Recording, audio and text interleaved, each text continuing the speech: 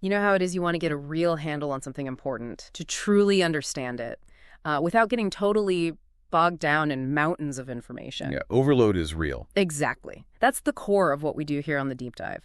You give us a selection of sources, and we pull out the essential knowledge, the key insights, making you surprisingly well-informed and, well, fast. And today, we've got something really compelling. Yeah. Excerpts from Freedom Memoirs, 1954-2021.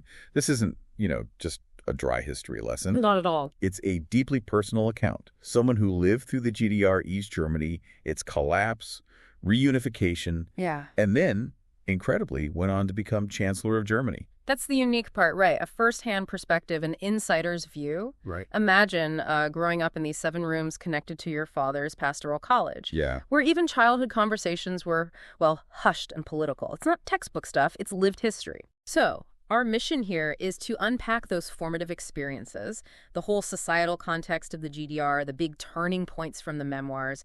Think of it as your shortcut, really, to grasping this whole era through a very personal lens. Okay, let's dive in. So the memoirs really open this window onto her early life, and what hits you immediately is how tangled the personal and political were, even their home. In the pastoral college, yeah. Right, within her father's college. Yeah. It really underlines how central religion was in her upbringing. And that, of course, had real consequences for her mother. Oh, absolutely. Being a pastor's wife in the GDR, a state officially built on atheism, that wasn't just, a personal identity. It seriously limited her career options. Couldn't teach in state schools. No, barred from it. Right. So she used her skills differently, training church administrators, teaching German and math within, sort of, church circles, even tutoring Greek and Latin. Resourceful. Very. But here's where it gets really interesting. Despite all those constraints, their home was like an open house. Yeah, that stood out to me, too. This constant stream of visitors, friends, other pastors needing advice on how to deal with state pressure. Yeah. Even SED members sometimes. The ruling Socialist Unity Party, right. Yeah, exactly. It shows these really complex social interactions happening, maybe even a kind of quiet, subtle defiance going on in private. And think about being a child, hearing all this. She remembers the adult conversations being extremely political, often about pastors clashing with the state or dealing with the Stasi. The State Security Service, yeah. A constant presence. And even as a kid, she understood you had to be secretive. That's a heavy thing for a child. It really is. And that early political awareness becomes even more significant as we get closer to the Berlin Wall going up. The family moves back to Templin in August 61. Right before it happened. Yeah, and her father sees these bundles of wire near Berlin. A small detail, but he knew it was a bad sign. Ominous. Speaks volumes, doesn't it? That feeling of crisis building. And then, just days before the wall, she takes a trip to East Berlin with her dad, visiting her grandmother. That memory is so sharp in the book. The grandmother making this tense trip to the French sector, West Berlin, just for cigarettes. Forbidden cigarettes. Right. And the child, Angela, completely oblivious to what this border meant, or the decades of separation that were literally days away. Wow. It shows how suddenly everything changed. How do you even process that as a kid? Well, for her, navigating the state started really young, like joining the Pioneer Organization in first grade, almost automatic for kids in the GDR. A youth group, yeah. But her parents held back. She wasn't allowed to join initially, Yeah. and that had real consequences. No rewards like the other kids, left out of festive stuff. So what was their reasoning? What's interesting is how they framed it. Not a flat no, but more like, let's decide later.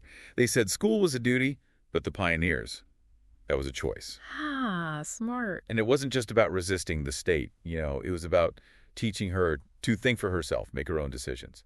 And protecting her future, too, right? They knew not joining could limit her education options later on, maybe keep her out of university unless she studied theology. Exactly. It was this delicate balancing act, trying to preserve her future while also fostering that independent spirit. And this careful navigation, it extended to her first brushes with socialist ideology itself.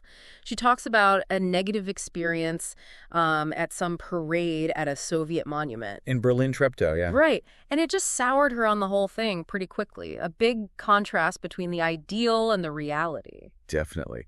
And then there's that other memory she mentions, looking into apartment windows here, Ostbahnhof, seeing people watching Western TV. Oh, yeah, that's powerful. And her thinking about how different her regimented life felt compared to their seemingly freer lives. just watching TV. A small thing, but huge implications. Though, not all her interactions with the socialist world were negative. She got to practice Russian with the kids of Soviet officers stationed nearby. Ah, so more personal connection there, less ideological. Seems like it, just kids interacting. Okay, let's shift to her education, her intellectual life. Her father was still carefully copying and distributing texts. Yes, which was risky, of course. A quiet kind of intellectual resistance happening right there in the family. And then she decides to move to the Erweiterte Oberschule, the ES, in Templin in '69, the more academic high school. Driven by her own hunger for more challenge, it sounds like. But she does note the science teaching was actually pretty good in both types of schools. That's an interesting detail. And it wasn't just school, right? The family took these annual trips to the theater in Berlin. Yeah, those cultural outings seem important. Prioritizing intellectual life even within that restrictive system. And her mother comes across as this really crucial figure, a vital safe space, she calls her. Definitely. Amidst that constant underlying tension of GDR life. The memoirs really stress how her parents taught them, subtly, how to live within the system but keep their integrity. That's key, isn't it? Not open rebellion, but finding a way to be authentic within the lines. Which maybe explains that trip she took to Leningrad as a student. St. Petersburg now, yeah. Yeah. That seems like a big moment. Exploring, meeting Russian artists, intellectuals, sensing an intellectual vibe that wasn't totally state-controlled. A glimpse of something different. Right. And then at Leipzig University, she noticed something interesting about the physics lectures. What was that? They seem to be chosen more for their actual expertise than, say, their party connections, which wasn't always the case elsewhere. Huh. A little pocket of meritocracy, maybe. Perhaps. And she mentions Professor Harry Pfeiffer. Strict rules, brings the atmosphere to life. But what's really fascinating is her feeling of lightheartedness. Lightheartedness in the GDR. She saw it as a kind of personal victory over the system, believing it helped her navigate university without getting too tangled up in the official youth organization, the FDJ. Inner resilience winning out. Seems like it. And she did serious academic work, too. Her diploma was in physical chemistry. Right. And even the compulsory Marxism-Leninism exam, she calls it a heart-stopping moment. Yeah. A trick question about the flaws of real socialism. How does she handle it? Very carefully, apparently. Showed she already knew how to navigate those political minefields. A skill that would come in handy. But getting her first job wasn't easy, was it? That interview for a teaching assistant spot. Oh, right. At Leipzig. They were way more interested in her involvement with the Protestant student group than her actual academic qualifications. Unbelievable. Shows how deep the state's influence went, even in academia. Totally. She eventually got a position at the Central Institute for Physical Chemistry, the ZIPC, in Berlin. But it took help from her Leipzig colleagues to overcome resistance because she wasn't in the SED party. Connections mattered. And luck. Definitely. And she also touches on the broader context, like pre-military training happening in schools.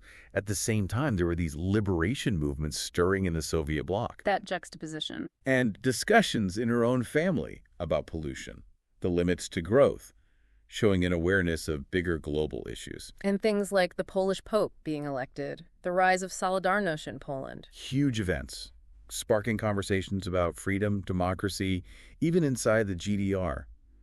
Solidarność, yeah, that independent trade union in Poland, a major challenge to the communist government there. So how did she stay connected internationally as a scientist? Well, she could access international journals in the Institute library, which was something, but photocopying them, highly restricted, politically sensitive. Control of information right down to the photocopier. Exactly. And ordering off-prints, like individual article copies from Western researchers, even Israeli ones, was this incredibly tiresome process involving postcards and routing requests through colleagues in third countries. Wow. The hoops they had to jump through. But then the excitement when mail actually arrived from the West. Greetings from the free world, she calls it. Those small connections must have meant so much. I bet. And she developed real friendships with Western scientists, too. Yes. People like Professor Reinhard Ulrichs and Professor Nick Handy. She says their conversations were inspiring, offered insights into just how absurd the East German system could seem from the outside. A vital perspective. Moving into the later GDR years, her political side becomes more active, but within the church framework. Right. She got involved in political discussions in this family circle at the Gethsemane Church. And attended blues masses. What were those? Services focused on peace, environmental issues, Interesting because she notes she didn't always agree with the prevailing opinions there, like on Soviet missiles or Chernobyl. But she still participated. Yeah, suggests a willingness to engage even with different viewpoints. But she also knew her own travel and career were being held back for political reasons. That constant awareness of limits. A persistent frustration, I imagine. Definitely. And then everything changes. The wall falls, reunification, even small things like suddenly being able to look for a home near Templin, something impossible before, without official permission, because GDR rules on private renting showed the ground shifting. And she traveled west via Hamburg just before reunification, feeling like she'd be back soon. Yeah, a sense that the change was real and lasting. And then getting that travel permit for her great-aunt's birthday in October '89, realizing just how much glasnost and perestroika were shaking things up. Glasnost and perestroika, the Soviet policies of openness and restructuring filtering through. Exactly. And then actually seeing the crowds heading for Boosbrook the night the wall opened. Experiencing that moment. Incredible. And then that flash forward she mentions to 2009. Yeah, reflecting on a campaign ad that started, "I wasn't born Chancellor." Just, wow. What a journey encapsulated in that line. So reunification day itself, October 3rd, 1990, how does she feel? She felt quite high-spirited, actually, but she noticed others around her seemed more subdued, more reserved. Interesting. Shows the mixed feelings, the anxieties people had about such a massive change. Absolutely. It wasn't simple joy for everyone. And soon after, she's speaking at the big unification conference for the Eastern and Western CDU parties. The Christian Democrats. Right, in Hamburg. As this new member, coming from Democratic Awakening, laying out their principles, her first real steps onto that bigger political stage. Even while all this is happening, she still goes ahead with the planned lecture in Poland. Yeah, she mentions struggling to concentrate, understandably, but she went. Shows a certain dedication. Meanwhile, the old East German leadership, the SED, just collapses in December '89.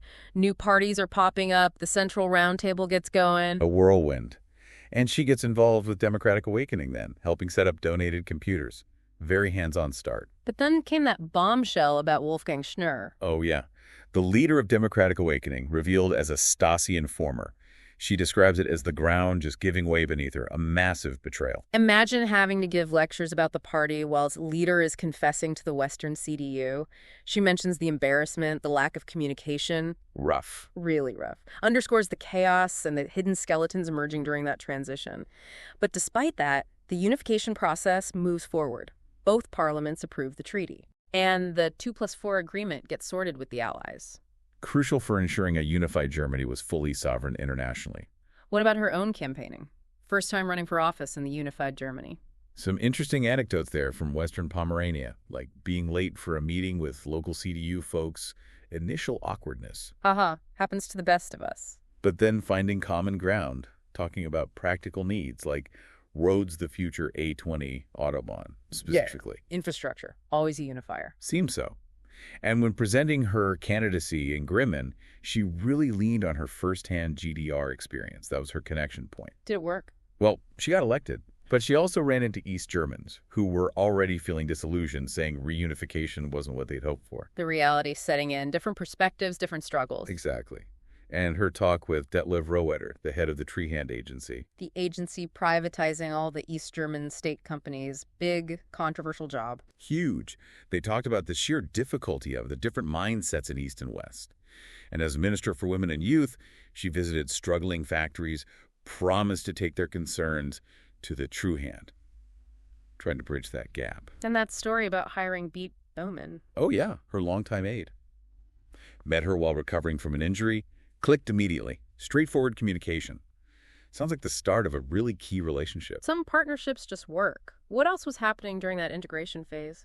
Well, the huge task of restructuring the East German Academy of Sciences, integrating its institutes into the West German system, a massive academic shift, and the dramatic changes in property values in her own constituency. Creating new inequalities. Yeah, new class differences, disappointments. She mentions dealing with a constituent's land registry problem, realizing the limits of what she could actually do as one MP. Bureaucracy is bureaucracy. True. But infrastructure was something politicians could push for. Absolutely. Those German unity transport projects were vital. That A20 Autobahn kept coming up, clearly a major need for connecting the regions. And she had the difficult portfolio of youth minister right when there was that surge in right-wing extremism in the early 90s. A really tough brief. Violence against foreign workers, refugees.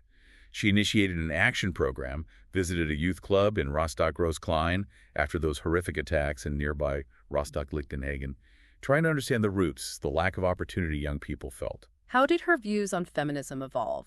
Shaped by the GDR experience. Seems so. Initially skeptical of what she saw as confrontational approaches, but she came to embrace a definition focused on equal opportunities for women, though she also notes a lack of female solidarity sometimes in politics. Sadly, not surprising. And then the abortion law, paragraph 218, a political minefield. Always. She favored mandatory counseling before an abortion, but opposed having legal checks based on those counseling records, essentially trusting women to make responsible choices after getting advice. Did that go down well in her Conservative Party? Not entirely.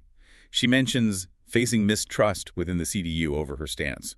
It's a deeply divisive issue. And on nuclear power, she had an interesting exchange with activists. Yeah, about Castor transports those containers for nuclear waste. She realized their opposition wasn't just about the transports themselves. It was fundamentally about ending nuclear energy altogether. She admits she had an internal conflict about that at the time. Shows a willingness to listen and reflect, even if she didn't agree then. And she presided over the first UN climate change conference. In Berlin, 1995.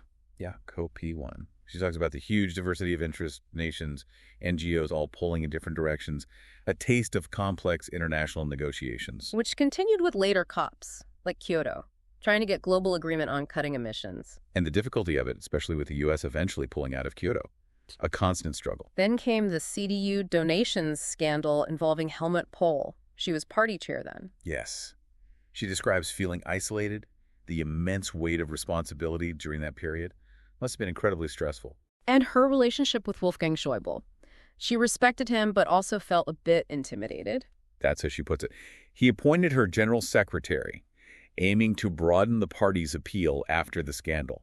A strategic move. And as general secretary, she wrote that article for the FAZ newspaper. Right, the Frankfurter Allgemeine Zeitung. Yeah. Addressing the coal scandal head-on, publicly. A very bold move for the time, taking control of the narrative. She seemed ready to run for chancellor in 2002. She was willing, yes. But she ultimately stepped aside for Edmund Stoiber to keep the party unified. Pragmatism over personal ambition, perhaps? And her take on Gerhard Schröder calling those early elections? She saw it as the beginning of his end, though the end came sooner than she expected.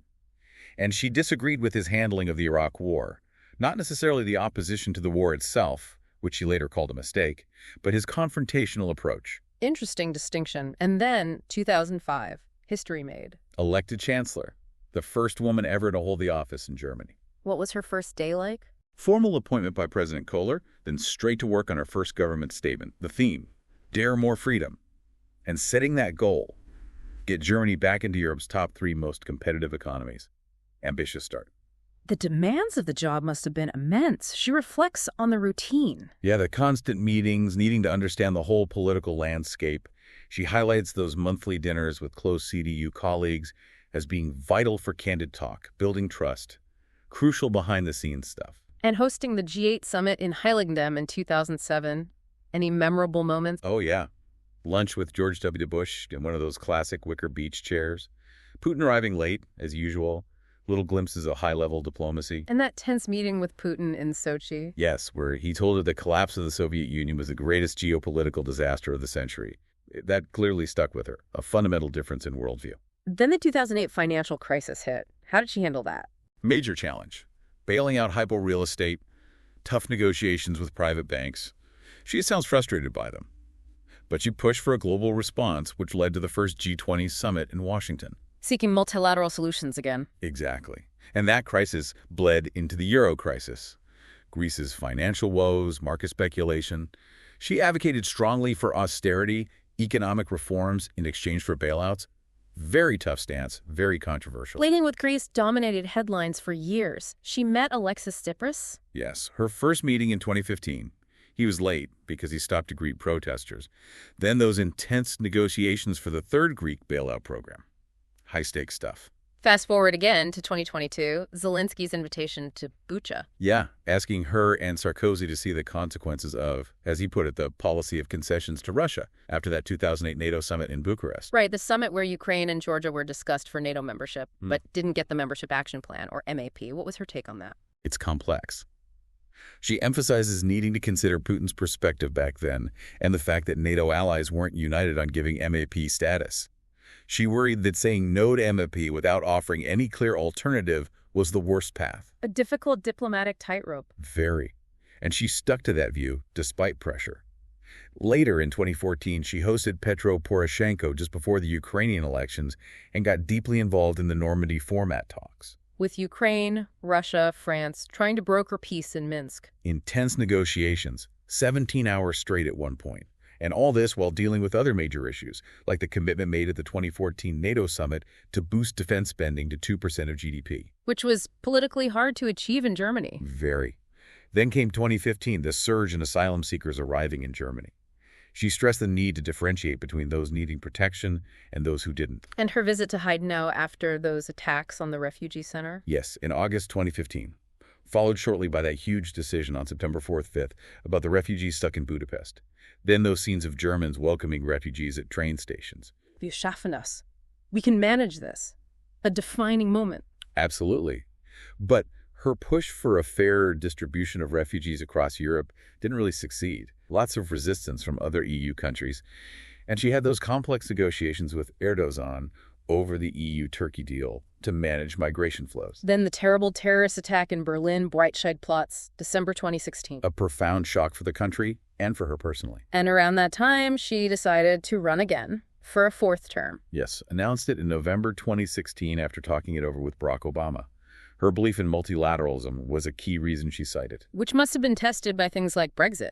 Definitely. Navigating those complex negotiations. And the rise of emerging economies, the shift from the G8 to the G20. Yeah. The whole global landscape was changing. How are her relations with other world leaders? Xi Jinping, Trump. Met Xi Jinping many times, noted his background at the Central Party School, tried to explain her view of China, separating it from her GDR past. With Trump, well, she mentions the awkward handshakes, the challenges of finding common ground, like on global steel overcapacity within the G20.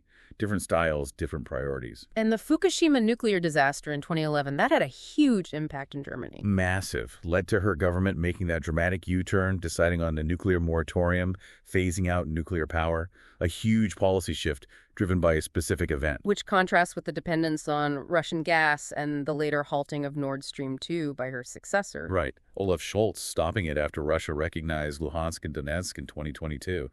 That whole debate about Germany's energy security and reliance on Russia is still very much ongoing, casting a long shadow. She saw the connections between big issues, didn't she, like migration and climate change? Yes, she mentions a discussion in 2016 highlighting how interconnected these global challenges are.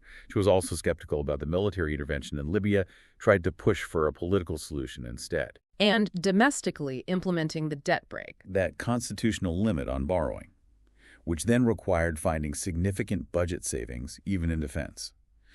Balancing fiscal responsibility with national needs. She also focused on reconciliation, historical remembrance. Particularly in the Westernomics, emphasizing peaceful coexistence. And her final official trip to Israel in October 2021 was very significant. Addressing the Knesset. Yeah. A huge honor. And she reiterated Germany's commitment to Israel's security as non-negotiable. A powerful statement. And reflecting on her decision not to run again, Wolfgang Schäuble corrected her phrasing slightly. Yes. She said she wouldn't stand once more, and he apparently pointed out she meant she wouldn't stand again. A small detail, but perhaps reflects her careful consideration of stepping down. Then came COVID-19 right at the end of her time. Early signs in January 2020. Then the huge challenge of coordinating the response between the federal government and the German states. A massive undertaking. But also that big Franco-German push for the EU Recovery Fund. Next generation EU, yeah. A major step towards European fiscal solidarity, driven by the pandemic crisis. Though challenges remained, like the difficulty getting the Minsk agreements for Ukraine fully implemented. So, looking back, writing the memoirs, what are her final reflections? She talks about the challenges of memory itself, but mostly the profound, life-altering impact of having lived through dictatorship and then experiencing freedom. It shaped everything. What an incredible arc. It really is. This deep dive into freedom memoirs, it just gives such an invaluable personal look at a truly pivotal time in world history. Yeah, it really brings it home. The powerful reminder that these huge historical shifts are lived, by individuals, their choices, their experiences matter. That anecdote you mentioned earlier. The girl looking in the windows near Aswan. Exactly. Seeing the Western TV. Yeah. Such a small personal moment, but it captures that massive ideological gulf perfectly. It's moments like that. Absolutely. And understanding those formative years, it gives you so much context for her later decisions, for Germany's path, for Europe, really. So thinking about everything we've covered, the challenges, the politics, the personal journey described in these memoirs, it makes you wonder. What do you think is the most crucial skill someone needs to navigate times of huge societal change like that? That is a really good question to chew on. Thanks for joining us on this deep dive.